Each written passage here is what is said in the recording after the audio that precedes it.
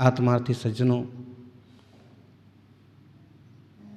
मुनिराज आत्म कल्याण के लिए संसार के सकल संसाधनों का त्याग करके एकमात्र आत्माश्रित हुए हैं। दुनिया जो जो मांगती है ज्ञानी वो ठुकराते हैं। उन्हें अपने देह का भी प्रेम नहीं है। ज्ञानी सहज शांत स्वभाव की दृष्टि रखते। जिन मुनियों को ऐसा आत्मबोध हुआ है वे मुनि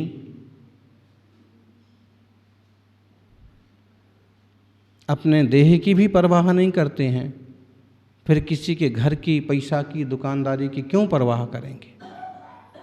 कुछ नहीं चाहिए उन्हें। जिनको कछु ना चाहिए ते साहन के साह।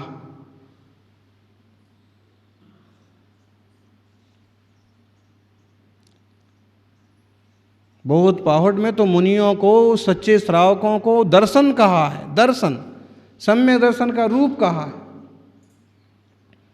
दंसेयी मोक्षमग्गम सम्मतम संयमम सुधम्मम च निगंथम नाणमयम जिनमग्गे दंसनम भणियम।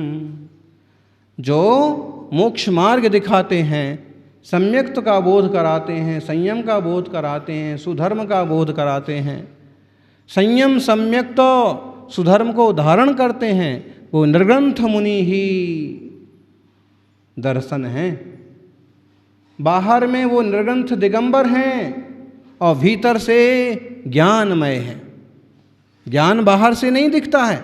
बाहर से तो आपको यही दिखेगा, केस लॉन्च वाला सिर, निर्ग्रंथ दिगंबर शरीर, मूल गुण का पालन वगैरह, लेकिन अंतरंग में वो निरंतर ज्ञानमय स्वभाव की आराधना करते हैं। किसकी आराधना करते हैं क्षुल्लक जी?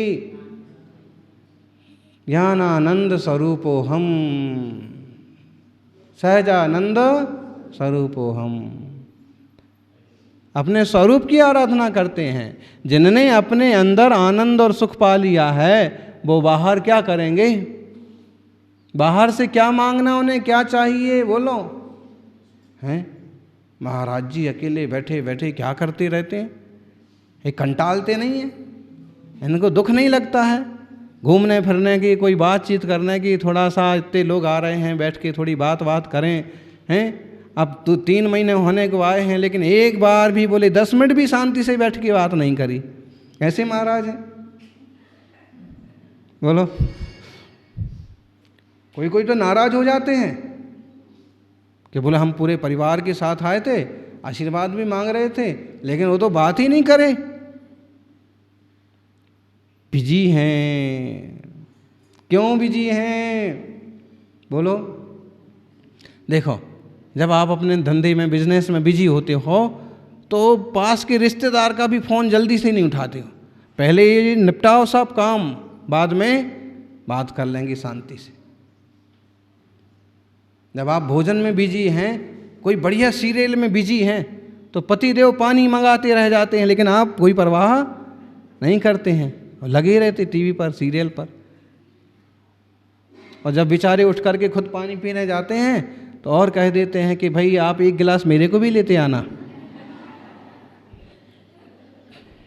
हैं? आप लोग नहीं करते होंगे ऐसे, आप तो सुश्राविकाएँ हैं, लेकिन ऐसा बहुत सारी लेडीज ऐसा करती हैं।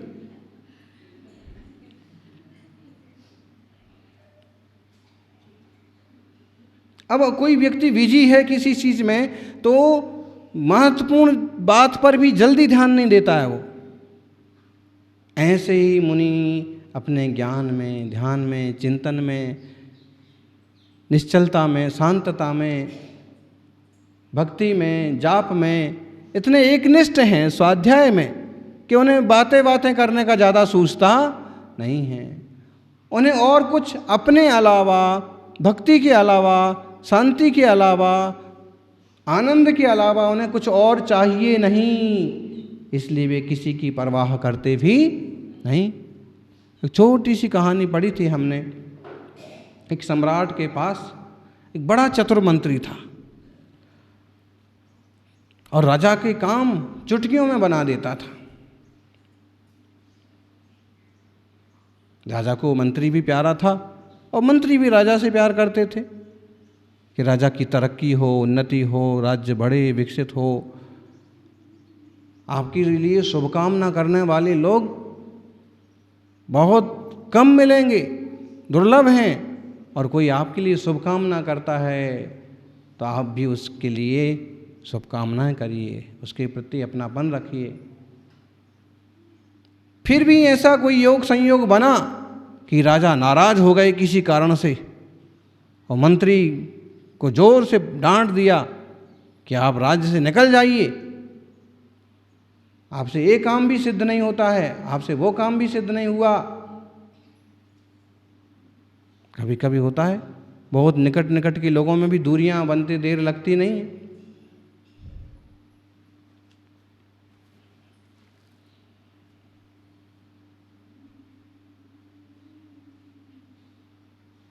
मंत्री जी चुपचाप चले गए। बुद्धिमान थे, चतुर थे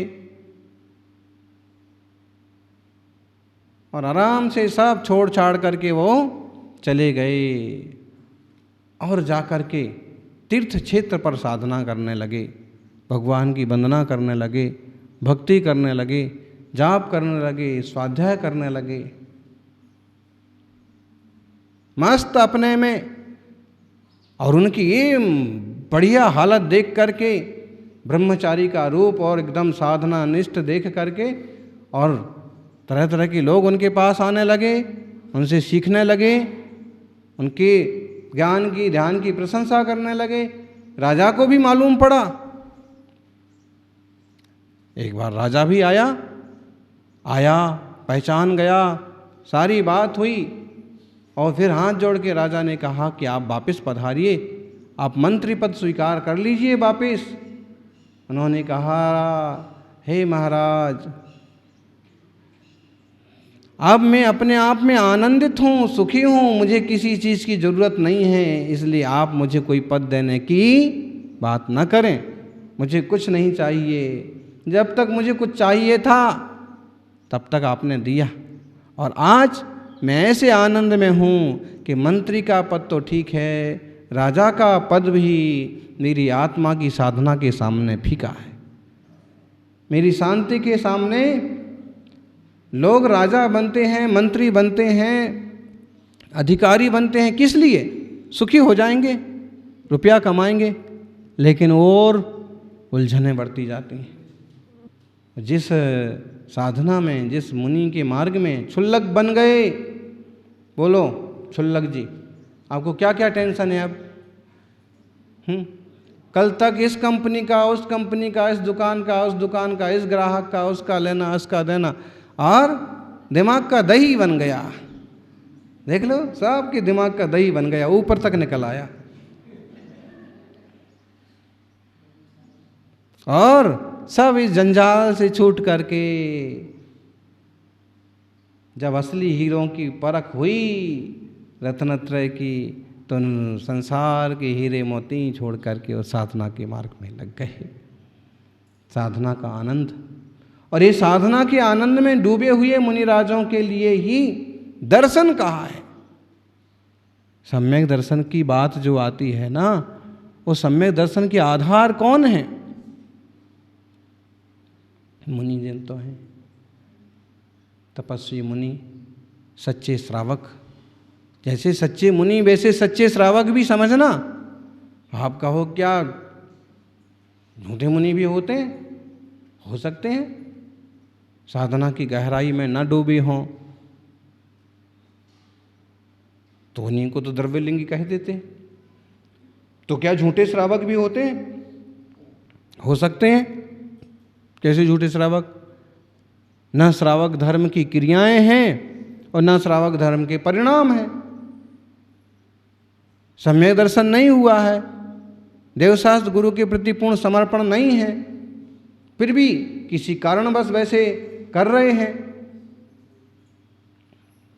तो बाहर से तो दिख रहे हैं श्रावक जैसे, भीतर से नहीं है। जो सच्चे श्रावक हैं, सच्चे श्रावक का मतलब है जिन्हें वेद विज्ञान पूर्वक आत्मा का अनुभव हुआ है, जो आत्म तत्व के ज्ञाता हैं, सच्चे देव शास्त्र गुरु के आराधक हैं, ऐसे तत्वज्ञानी श्रावक, ऐसे तत्वज्ञानी मुनि, वो ही दर्शन कहे गए हैं। देखो, सिद्धों को अनंत सुख है, अनंत आनंद है, अनंत ज्ञान है आत्मा में। जब कोई व्यक्ति को एक किताब पढ़ कर के भी बड़ी खुशी होती है,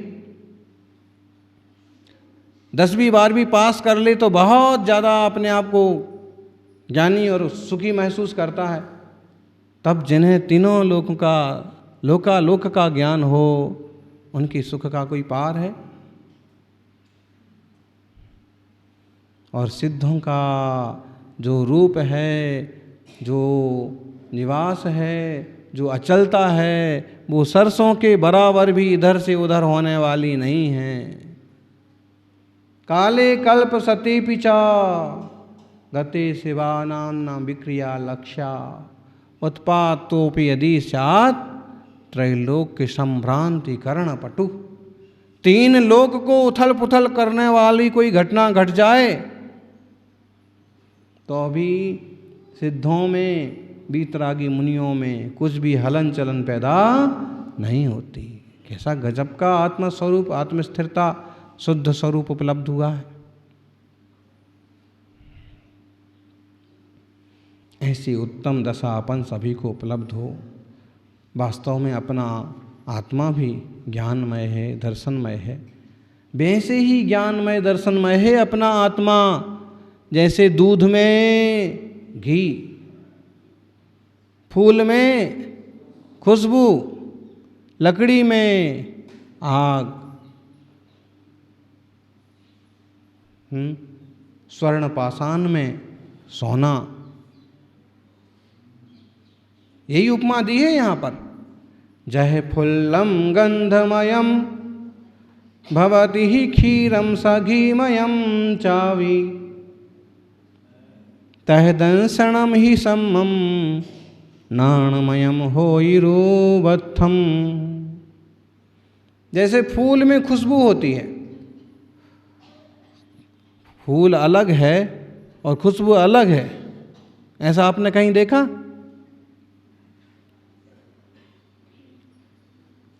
आपसे कहा जाए कि जाओ भाई थोड़ी सी खुशबू लेके आओ, तो ले आओगे?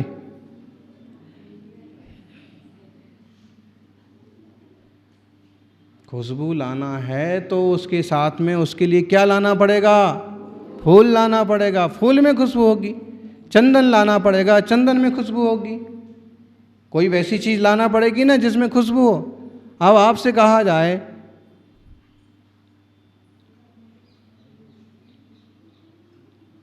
घी लाओ, घी कहाँ से आएगा? दूध से ही तो आएगा। पहले दूध आएगा, फिर दूध में घी आएगा। जैसे चकमक में आग है बोलते ना हैं, ज्यों चकमक में आग, तेरा साई तुझ में जाग सके तो जाग।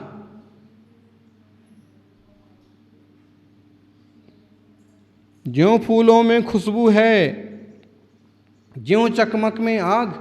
चकमक जानते हो छुल्लक जी? चकमक एक पत्थर और एक छोटा सा गोल गोल बीज टाइप का फल, और दोनों को आपस में घिसते थे रुई लगा के तो आग पैदा होती है, चकमक। कभी कभी एक लोहे का छोटा सा टुकड़ा और एक पत्थर, उनको घीस के भी आग पैदा कर देते, चकमक। तो जैसे चकमक में आग दिख नहीं रही है लेकिन है, वैसे ही अपने भीतर शुद्ध चैतन्य भगवान आत्मा विराजमान है। यही आत्मा परमात्मा बनता है। सम्यक दर्शन ही सम्यक ज्ञानमय है, और सम्यक दर्शन सम्यक ज्ञान किनमें पाया जाता है? संसार दशा में श्रावकों में, मुनियों में, किन में पाया जाता है? आत्मा में। और जो आत्मा सम्यक दर्शन ज्ञान को प्रकट कर लिया वह सुश्रावक, वो श्रेष्ठ मुनि, धन्य धन्य। आत्मार्थी सज्जनों, यह एक अद्भुत अमूल्य पर्याय अपन को मिली है। इसका सदुपयोग करो, पूरा पूरा धर्म ध्यान में लगाओ। जैसे भोगी कहते हैं ना कि शरीर को भोग लो, समय ना निकल जाए, वैसे योगी कहते हैं इस देह से धर्म ध्यान कर लो, समय ना निकल जाए।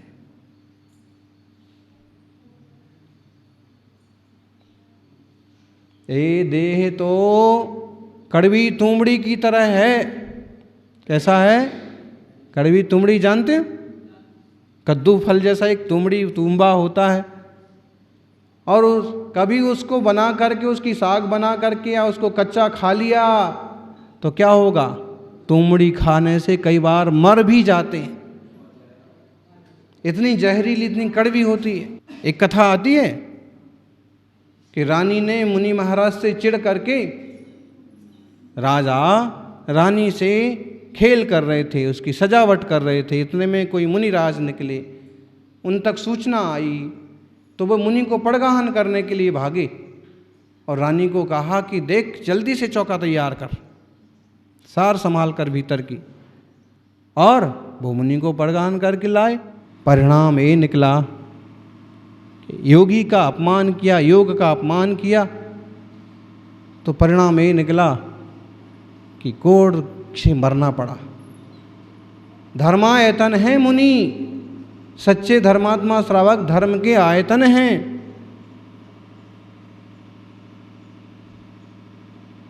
जैसे गंध होती है फूल में, घी होता है दूध में, वैसे मुनिराजों में ही रत्नत्रय होता है, सुश्रावकों में धर्म होता है। कभी इनका अपमान नहीं करना, नुकसान नहीं करना, और खुद संभल करके अपने चैतन्य आत्मा की संभाल करो, स्वभाव की संभाल करो। धर्म का मतलब क्या है? केवल बाहर की उठापटक, बाहर की पूजा पद्धति, वो तो निमित्त है। मूल धर्म तो ये है कि अपने परिणाम संभाले जाएं, अपने सम्यक दर्शन ज्ञान चारित्रात्मक स्वरूप को पहचाना जाए और निश्चल हो करके, सहज शांत हो करके एक आत्मदृष्टि की जाए। इससे सबका मंगल होगा, कल्याण होगा। पर्युषण के पर्व, 10 लक्षण के पर्व सबको मंगलदायी हों, इस तरह से योजना बनाएं, इस तरह से आराधना करें। जय बोलिए 24 तीर्थंकर भगवान की।